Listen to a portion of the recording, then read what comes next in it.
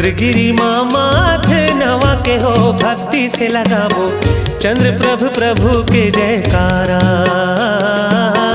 चंद्र प्रभु प्रभु के जयकारा। चंद्रगिरी माँ माथे नवा के हो भक्ति से लगाबो चंद्र प्रभु प्रभु के जयकारा, चंद्र प्रभु प्रभु के जयकारा।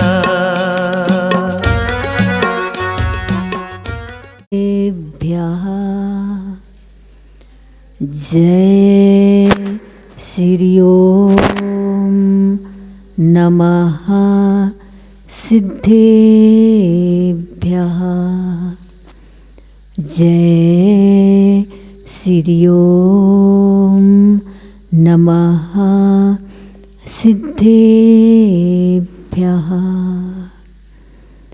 मंगलम भगवान वीरो मंगलम गौतमो गणी मंगलम कुंद कुंद्याद्यो जैन धर्मोस्तु मंगलम जैन धर्मोस्तु मंगलम जैन धर्मोस्तु मंगलम। सर्वमंगल मांगल्यम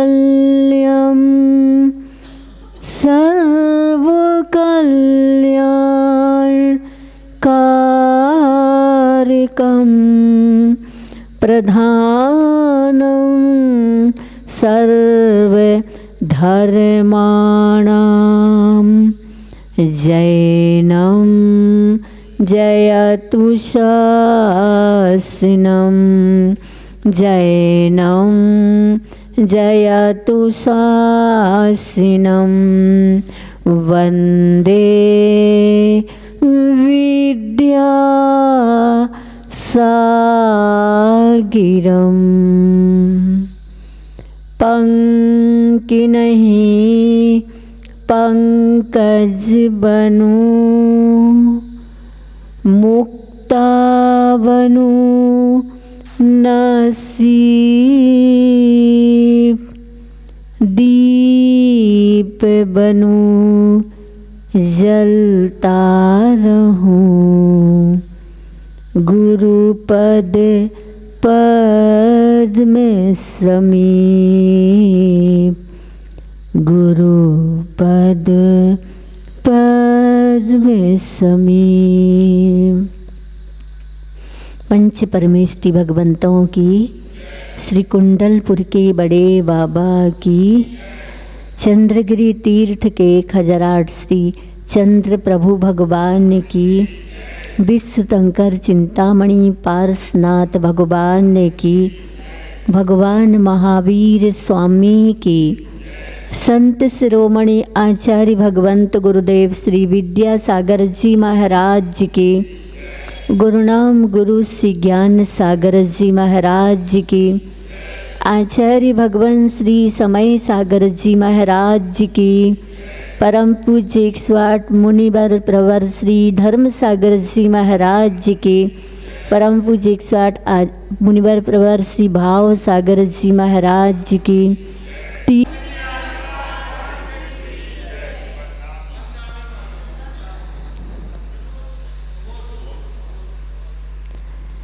स्वस्माओ गुरु वैणम भक्ति निर्झर के गवाक्ष से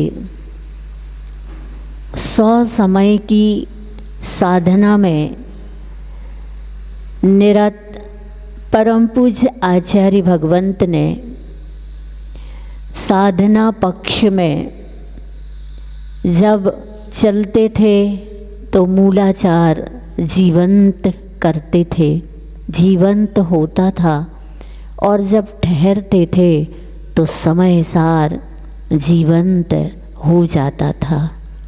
ऐसे परम पूज्य आचार्य भगवंत ने अब उस काल खंड में, जिस काल खंड में आचार्य श्री जी का सानिध्य इस भारत भूमि को, वसुंधरा को रत्न गर्भा की तरह प्राप्त हुआ, क्योंकि विशेष रूप से मध्य प्रदेश और फिर और विशिष्ट रूप से छत्तीसगढ़ को आचार्य श्री जी ने अद्भुत दे करके प्रत्येक भव्य को अद्भुत पथ दिया।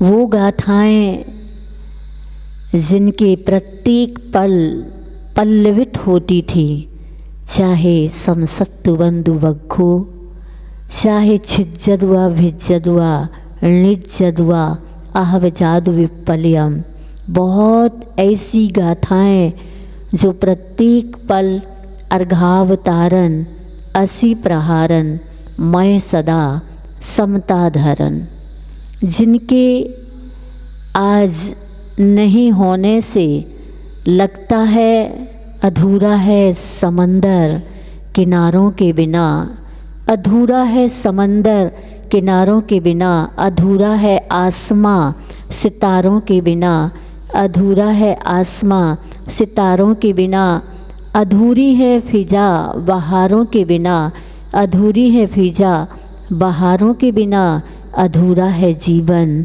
गुरुवर के बिना, अधूरा है जीवन गुरुवर के बिना, जिनके होने से सब जगह हरी भरी दिखती रहे धरती, चारों ओर का वातावरण था, और आज जिनके नहीं होने से अलग ही महसूस हो रहा है।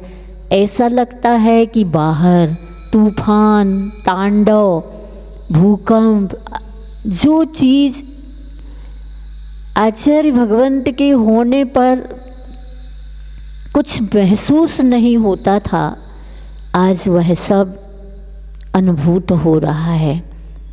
परंतु आज अपने बीच में आचार्य जी नहीं हैं। इस युग को आचार्य जी की बहुत याद आती है। मुनि प्रवर सभी मुनिराजियों को भी बहुत याद आती है। हम सब आरिकाओं को भी, श्रावकों को भी, ब्रह्मचारी ब्रह्मचारिणियों को बहुत याद आती है, और उनकी याद आती है, लेकिन समझ में नहीं आता है कि आचार्य जी को पुनः प्राप्त कैसे करें। तो आचार्य जी ने हम सबको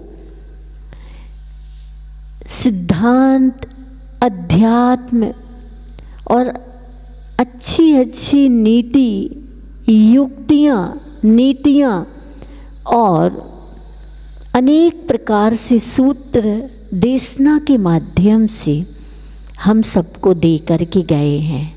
यह है जो अनेक दोहा रूप में सर्वोदय शतक, सूर्योदय शतक, पूर्णोदय शतक, दोहा दोहन आदि हम सबके लिए एक ऐसा भोजन तैयार करके गए हैं कि हम सब कहीं माँ जब बाहर जाती है तो बच्चों को बना के जाती कि बच्चे परेशान ना हो और परमेशान ना जमाए।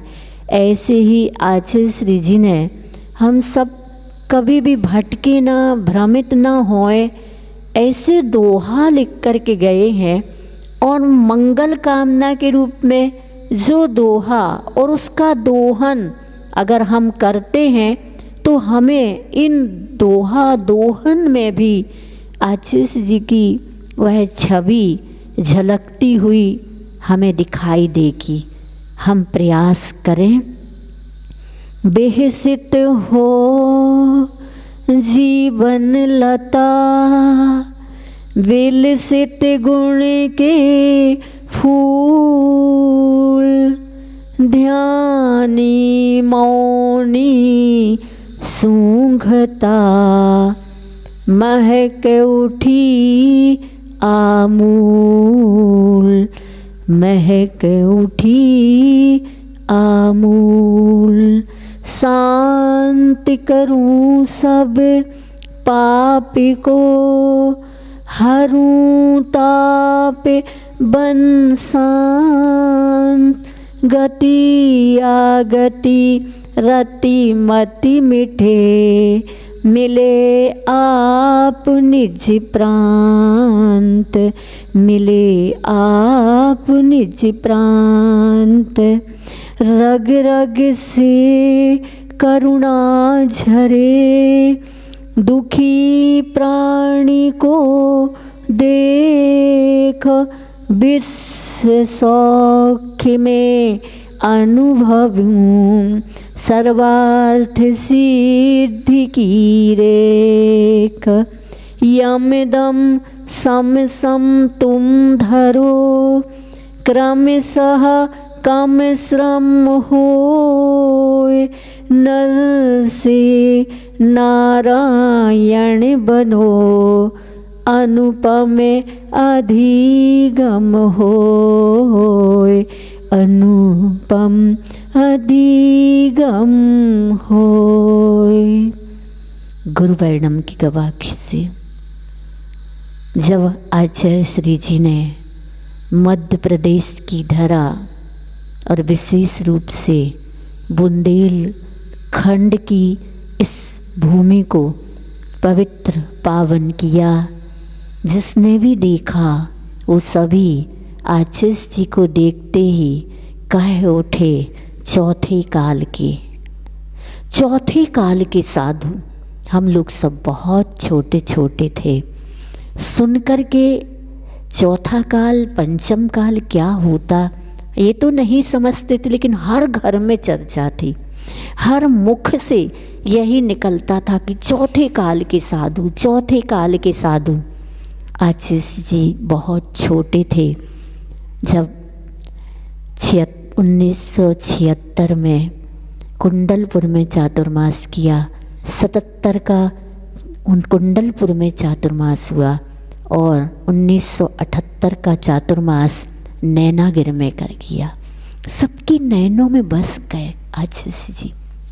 उसके उपरांत जब 80 सन में आचार्य जी ने सागर मोराजी में षटखंडागम की वाचना का, वह विद्वानों के बीच में, और ऐसे विद्वान चोटी के विद्वान, क्या वो सब चोटी के विद्वान, मुमुक्षु विद्वान, जिनको निश्चय नय ही बहुत प्रिय था, ऐसे विद्वानों के बीच में अद्भुत जब आचार्य भगवंत सामायिक में ध्यान में बैठते थे, जो भी विद्वान देखता था समय सार को जीवंत देखता था और सबको वो स्मरण आ जाता था कि अष्टपाहुड़ में कुंद कुंद आचार्य श्री ने बोध पाहुड़ में जो गाथाएं दी हैं कि अगर ऐसे सच्चे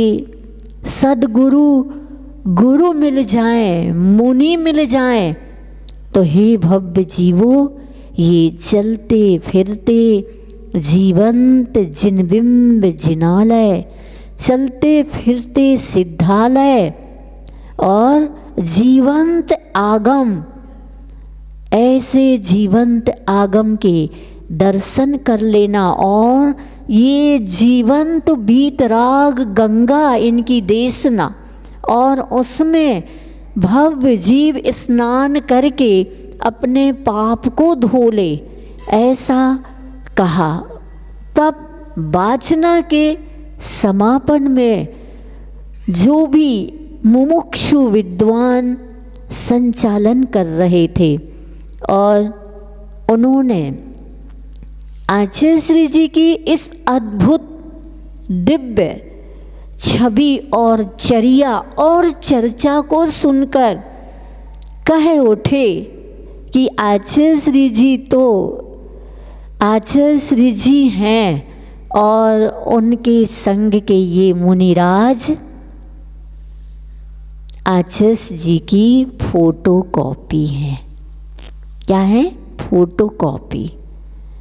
जब आचार्य जी का प्रवचन का नंबर आया तो आचार्य जी ने कहा, अभी संचालक महोदय बोल रहे थे कि ये मेरी फोटोकॉपी है।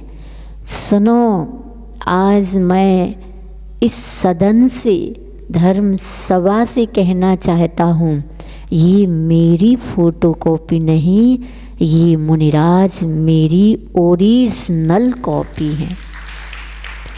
आज वही ओरिजिनल कॉपी आपके चंद्रगिरी तीर्थ में, जो आज यह तीर्थ महातीर्थ बन गया है, आचार्य जी भावी सिद्ध और भावी सिद्ध की यह महाप्रयाण की और साधना की यह भूमि युग युगों तक के लिए वंदनीय हो गई है, युग युगों तक के लिए अनुकरणीय, अनुचरणीय और अनुसरणीय हो चुकी है। युग युगों तक युग आचार्य जी को इस भूमि से, इस भूमि के कण कण को नमन करके अपने कर्मों का क्षय करेंगे। हकीकत में देखा जाए तो हो चुके जितने अनंत अनंत आचार्य और हो चुके अनंत अनंत अरहंत और सिद्ध भगवान, सभी के दर्शन आचार्य जी में होते थे। ओरिजिनलिटी थी उनमें, और जो भी देखता था, क्योंकि जो हो चुके आचार्य भगवंत हैं, वो सभी आचार्य जिन मूल गुणों से सुशोभित होते थे, वही मूल गुण आचार्य जी में भी, अर्थात दिव्य पाद मूल जो हो चुके आचार्यों का, वही दिव्य पाद मूल आचार्य भगवंत का था। चूँकि हम जब निक्षेप व्यवस्था में, नए में निक्षेप व्यवस्था को देखते हैं, तो भूत नैगम्य, भावी नैगम्य और वर्तमान नैगम्य, हम अपने आचार्य जी में भावी नैगम्य से होने वाले अरहंत और सिद्ध का दर्शन करते थे। और आचार्य जी में जो हो चुके आचार्य भगवान, उन सब का दर्शन वर्तमान में आचार्य भगवंत के स्वरूप में करते थे। ऐसी उनकी अद्भुत वृत्ति, अद्भुत प्रवृत्ति अद्भुत थी। कितनी लघुता और कितनी निष्प्रहता और निरीहता और गंभीरता का दर्शन उनके हर पल एक एक मुख से निकलने वाले शब्द में होता था। सो शब्द शब्द विद्यासागर, और जगह जगह पर आज इसने जो शतक इत्यादि लिखे हैं, उनमें ऐसा लिखा है कि विद्यासागर कब बनूं। इसका मतलब आचार्य जी नाम को महत्व, अपने नाम को महत्व ना दे करके, ये जो विद्यासागर है, यह केवल ज्ञान, उस केवल ज्ञान को प्राप्त करने वाला सागर कब बनूं। इसी प्रसंग में मुझे स्मरण में आ रहा है कि आचार्य जी प्रतिदिन की भांति रोज सामायिक तो करते ही थे। एक दिन ऐसा हुआ कि दोपहर की सामायिक के आवर्त किए, और मुनिराजों में जब तक आचार्य जी आवर्त नहीं करते थे, तब तक कुछ मुनिराज आचार्य जी के पास भी होते थे। आवर्त करने के उपरांत आचार्य जी के चेहरे पर थोड़ी सी गंभीरता और उदासीनता समझ में आई। तब मुनिराजों ने कहा, आचार्य जी आज कुछ अच्छा सा नहीं लग रहा आपको। उन्होंने कहा, हाँ, आज की सामायिक के पहले मेरे मन में ये विचार आया, सामायिक तो मैं रोज करता हूँ, लेकिन वो वाली सामायिक कब करूँगा जिस सामायिक से केवल ज्ञान की उत्पत्ति हो। ले आचार्य जी कभी भी अनर्थ दंड स्वरूप, अपव्यय स्वरूप, मतलब मितव्ययी ही जीवन जीते थे और जिसमें कोई सार नहीं, ऐसे शब्दों का भी कभी भी उच्चारण नहीं करते थे। बहुत बहुत अद्भुत थे। हम सभी ने उन तीर्थंकर, उन भगवंतों की, उन आचार्य भगवंतों की ओरिजिनल कॉपी आचार्य जी में देखी और फिर आचार्य जी के श्री मुख से जो सागर वाचना के समापन में निकला, ये मेरी फोटो कॉपी नहीं, ये मेरी ओरिजिनल कॉपी है। कितना जीवन उनका, वास्तव में अपन सभी बहुत पुण्यशाली, बहुत सौभाग्यशाली। अब आप कल्पना कीजिए उसके पहले और अब आचार्य के जाने के बाद, मतलब वो तो एक अलग ही व्यक्तित्व था जो शब्दों का मोहताज नहीं है। वो अद्भुत थे। शब्द जिनके लिए भी कैसे हैं, कमज़ोर पड़ जाएं, ऐसे आचार्य जी महत्वपूर्ण महिमावंत आचार्य भगवंत थे।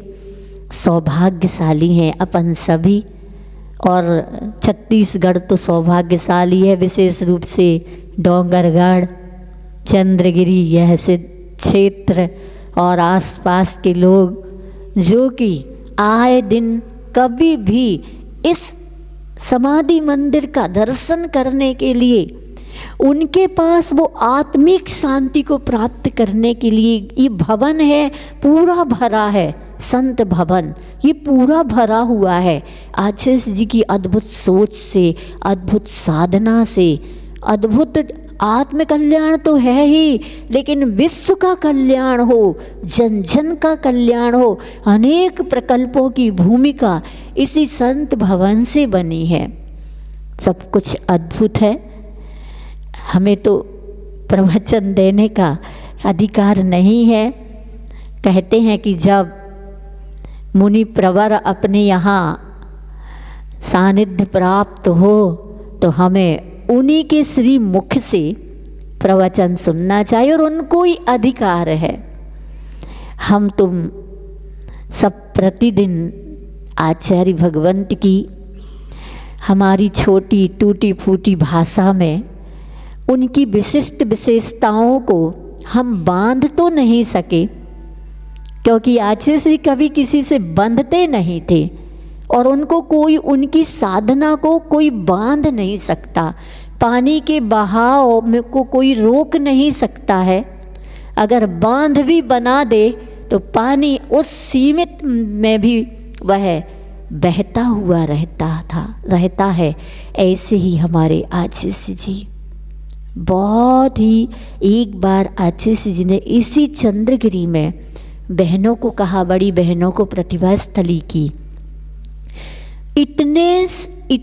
इतने वर्ष हो गए दीक्षा लिए, लेकिन आज तक एक पल के लिए भी अप्रयोजनभूत मेरे मन में न सोच और ना ही तरंग आई ही नहीं।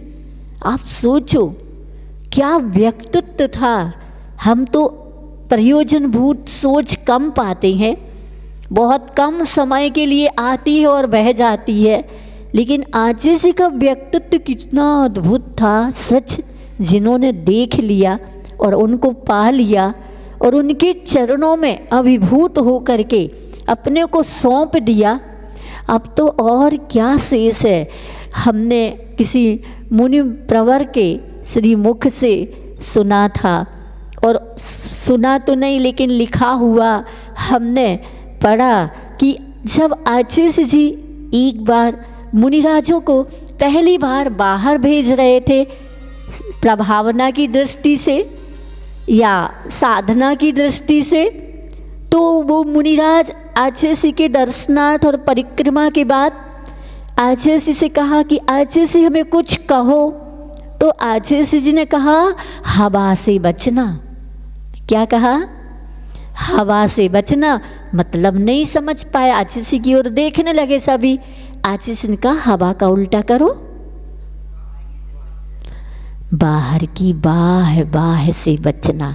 आज हम देख रहे हैं दोनों मुनिराज अपने यहाँ कल कितने ऐसा लग रहा था, आशीष जी इतनी जोर से याद आ रहे थे महाराज जी को, इतनी जोर से याद आ रहे थे कि ऐसा लगता था कि जैसे बच्चे को माँ की याद आती है तो कोई कह देता है कि हम है ना, तुम्हारी माँ ये है ना, छोटा हो तो। लेकिन ऐसा लग रहा था कि आशीष जी कहीं ना कहीं से तो आ जाएं। तब मुझे ये भी बात याद आ रही कि आशीष ने ही बड़ी बहनों को नेमाभर में किसी प्रकरण वश कहा था, देखो अपने को निर्विकल्पता रखनी है, कभी विकल्प नहीं करना, टेंशन नहीं करना, तनाव नहीं करना। परिस्थिति तो जिंदगी का हिस्सा है, कर्म किए तो आएंगे प्रतिकूल परिस्थितियाँ, लेकिन है ना कभी भी, क्योंकि कब किसकी कौन सी अंतिम श्वास हो और निकल जाए, फिर पूरे लोकाकाश में कहाँ गुम जाए, ढूंढते रह जाओगे, मिलेगा नहीं कोई भी। इसलिए यहाँ जितने भी क्षण मिले हैं जिंदगी के, वो बहुत अच्छे से अक्षरशः गुरु आज्ञा पालन में ये सारी छोटी छोटी चीज़ें हम बार बार बहनों के बीच में भी स्मरण करते हैं, और हम भी अपने लिए यह सब कुछ स्मरण में ला रहे हैं। हमें ये बात याद रहे कि हम किसी भी प्रतिकूल परिस्थिति में अपने इस आशीष के दिए हुए उस अद्भुत अमृत को हम उसका पान करते रहें, साहित्य के माध्यम से, देशना के माध्यम से, सूत्रों के माध्यम से, ताकि हम सबके जीवन में बस आशीष ही प्राप्त हों। आशीष कहा करते थे एक भव शेष रखना है, हम चाहते हैं आशीष का तो एक ही भव शेष होगा। हम सब भी आशीष के ही समूह शरण से मोक्ष प्राप्त करें, ऐसी साधना के हम सभी इच्छुक हैं। हम यहाँ पर परम पूज्य मुनिद्वय से प्रार्थना करते हैं कि मुझे महाराज श्री धर्म सागर जी मुनिराज का भी हमें प्रवचन नहीं तो क्लास के रूप में आशीष जी के वो संस्मरण बताएं, जिससे कि हम अपने आशीष जी को पूरे रग रग में, रोम रोम में आत्मसात कर सकें, और जब तक मोक्ष ना हो तब तक के लिए हम आशीष जी की उस देशना को अपने जीवन का संपूर्ण हिस्सा बना करके बस अपना भाव मोक्ष तक ले जाने तक रखते रहे। इसी भावना के साथ दोनों